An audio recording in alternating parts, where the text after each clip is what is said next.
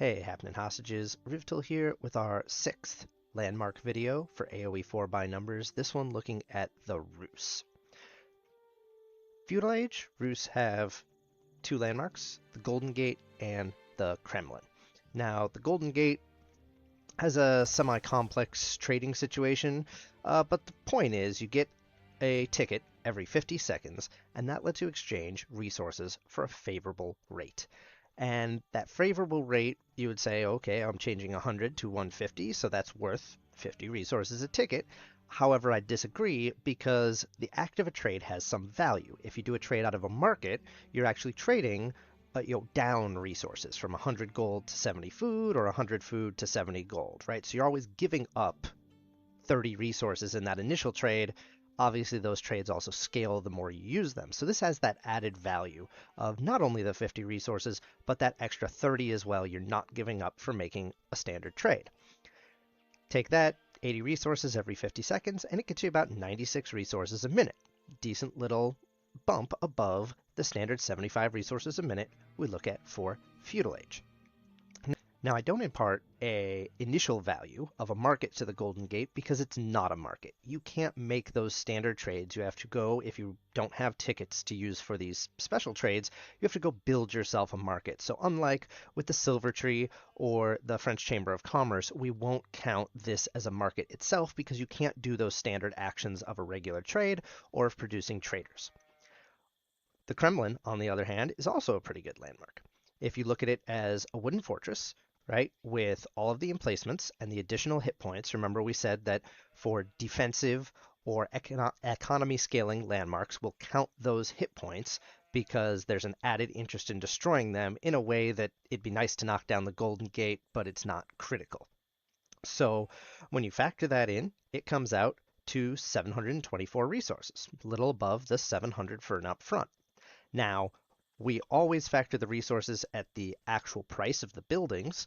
One thing to note is in the defensive structures, we said that the wooden fortress was underpriced by quite a bit. It was almost 180 resources more valuable than what you were paying. So if you add that onto the Kremlin, it makes the Kremlin look very attractive.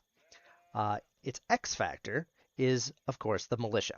We left this as an X factor because you still have to pay for them. You still have to have the housing for them, which is often what people realize at the last minute when they want to use them they don't have. And they do decay over time, so not the most useful unit. Your opponent can often just go away and come back when they've run out of health. So we're going to assume their price is correct, and just getting access to them that you don't otherwise have is an X factor. Either way, that leaves both of these landmarks in a very good position. So this is a good time to talk about a concept I have that I'm not sure is in the game, but if it were, has not really been articulated, and that's some kind of golden era effect, right? The idea that a particular civ should have a little bit better landmarks in a given age, right? Whether that's 10%, 20%, some little bit just for that one age. That's, when this civ really shone in history, that would be a nice little boost relative to others in that age. I don't know if this is implemented in any way, shape, or form. I just kind of thought about that as I saw, hey, you have two really good, above the line landmark choices here.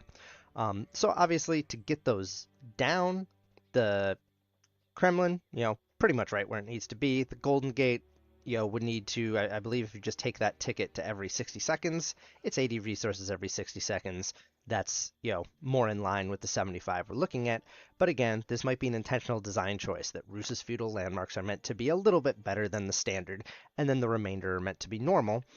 We would expect in that case to see that in every civ, that there's at least one age where the landmarks are just better, and so far I don't think we've seen that, but we'll keep that in the back of our minds as we continue to go forward. For Castle Age, the Rus have a really great landmark in High Trade House. How did we factor the value for the High Trade House? Well, the High Trade House is just a mill. We're not going to count it as a hunting cabin. We're going to count the gold per minute as separate because it produces so much more than a standard hunting cabin. So just the gold, just the mill itself, plus the production of deer. The way we figured out the production of deer, we took a pasture, which produces sheep every 140 seconds, factored it for the difference in food of a deer versus a sheep, and then factored it for the 60 versus 140 seconds, and got about 666 resources to add to the value of that mill. One thing we did not calculate that you could definitely argue is the deer does have a faster gather rate than can possibly be achieved on a sheep, so you might want to boost that value further, but we didn't go that far. We just factored the food that you're getting, not how fast you collect it. Then it also generates the gold per minute. Now, what you want to call the average of that gold per minute is very much going to control the value of this landmark. As we see, the upfront value is about 729 resources, so well more than half that 1300-ish that we're kind of using at this point for Castle Age landmarks. With its upfront value, it would need about 132 resources a minute in order to match, to fall on the line. And that sounds about right. Somewhere in the 120 to 150 range is typically what, we're seeing in most games with this landmark. Obviously, it very much depends on map spawn, how far you've chopped into the tree line. But I'd say, at minimum, this landmark meets the requirements, probably a little bit above it if you were to factor in the faster food gathering on the deer, as well as the fact that you're probably going to be able to, in many maps, get a little more than the 132 you need to break even. The Abbey of the Trinity, not so much. So the Abbey of the Trinity gives you a 50% reduction in warrior monks. If you constantly produce warrior monks, that can net you about 206 resources a minute, and then obviously it's a monastery up front, so 217 resources from that. That leaves us a little short, right? Based on the 206 per minute, we should have about 400 resources, 407 specifically, up front.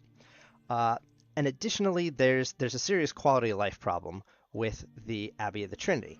It only gives this discount on warrior monks built out of the Abbey itself, not on any others. That's not bad from a balance perspective. The problem that arises is the Abbey of the Trinity still only holds 3 relics. If I get a 4th or 5th relic, I'll build another monastery. As soon as I have multiple monasteries, either on my military building hotkey, which Rus monasteries get bound to, or the monastery hotkey, it's very difficult to just produce out of the Abbey of the Trinity. So my suggestion for this would be twofold. One, have it produce with a warrior monk already spawned, right? That's another 120 value, and then let it hold 5 relics. Obviously in team games, there might be more than 5 relics, and while that's very unfortunate, you'll just have to figure out how to share those with your friends. But in most standard land maps, you have 5 relics, and that would keep you from accidentally producing warrior monks out of another monastery and really lock in this building's value, because the only way you're getting the value is if you do constantly produce warrior monks. Whether or not that's worth it to do, I think would be up for debate. That's probably why the High Trade House has been the far more popular landmark. I've mentioned before, if you haven't seen them, AoE4 World has these awesome new analytics that will show you how often different landmarks are being used, and the High Trade House comes in about 74%. So clearly the preferred landmark, and I think it has to do with, one, the difficulty of, if you need another monastery, trying to only produce out of the Abbey of the Trinity to get your discount, and then just, obviously the locked-in value of the High Trade House and the value over time. You can, in some cases, achieve, upwards of 200 gold, right? More than what you're going to get out of the Abbey over time, plus the High Trade House had a higher upfront value. So that's clearly why it's more popular, but I think the Abbey's not that far off. It does have some unique techs there as an X factor, and honestly, I think a lot of people have just not, because the warrior monk itself, it's not like you can mass warrior monks. It's not like I can send 50 of those units into battle and expect to win. But I think if you could continuously produce them and match them in with smaller groups of army, that could it could be definitely a very strong tactic that isn't being utilized. So those are our Castle Age landmarks. For Imperial, we've got kind of the stereotypical one up front, one over time. The Spiskaya Tower, very good upfront landmark. If you look at its extra health, its emplacements that it gets, etc., it comes out to 2,583 resources, right? Not far off the give or take 3,000 we usually see for upfront. But then it's also giving you access to stone walls, which the Rus don't normally have. What's the value of that? It's really hard to say, but it, I would say, almost certainly makes up for the, slightly more than 400 resources that you're missing from the upfront value of Spiskaya. So that's probably very well priced. The High Armory itself has no upfront value. It is not itself a siege workshop. It's got a definite X factor in that it gives you access to the unique techs, and then it's going to make your siege, it's going to discount your siege built around it. It can get you, if you're constantly producing siege, about 161 resources a minute out of a siege workshop. And of course, you can build multiple siege workshops around it. So what's that mean? At 3 workshops, you're about 480. 4 workshops, you're about 640. And we've said that a lot of these Imperial Age landmarks, well, we didn't get a number from the devs like we did for Feudal and Castle, somewhere in that 5 to 600-ish range, right? So, and you could definitely fit more siege workshops around it. The trouble with this one, like with the French College of Artillery, how often are you gonna just constantly be producing siege, right?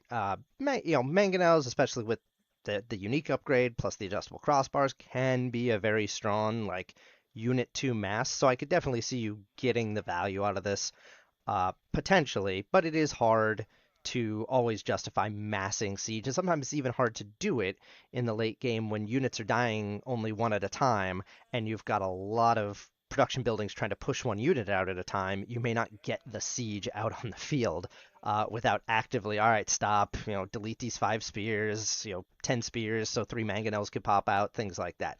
But it's definitely got the value potential there if you can keep the siege moving through it over time. That is all the Rus landmarks. So we saw, really the only unfortunate one is the Abbey of the Trinity, but I think it's in a spot where it only needs that slight quality of life change.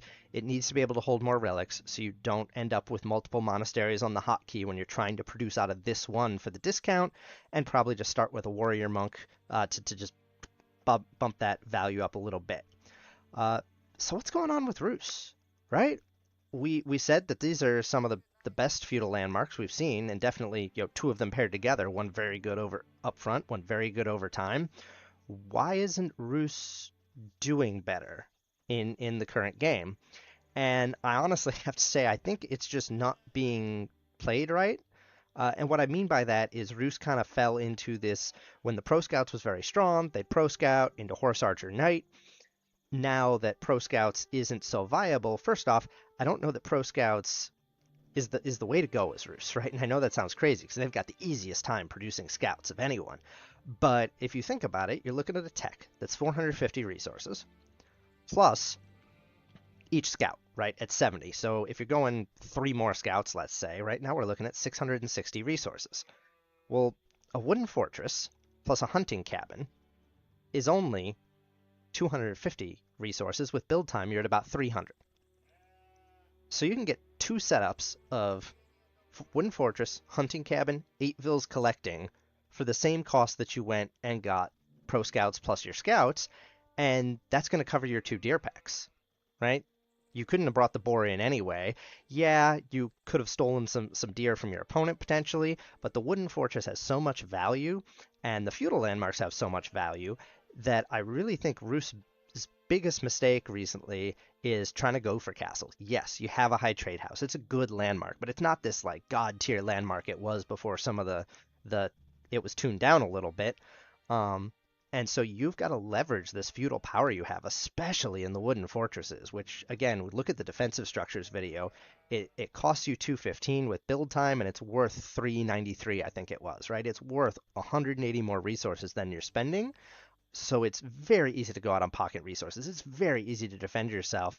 And you've got these strong feudal landmarks, use them and attack. And if you've got an opponent who you're concerned is going to fast castle on you, maybe Rus needs to get into the Dark Age Rush game, right? Delay your hunting cabin. Let one hunting cabin just get you enough gold over time while you're harassing your opponent and see what you can do. I think the landmark values, if Rus has any problem, it's not here in the landmark values. That's for sure to say. We see very strong feudal landmarks.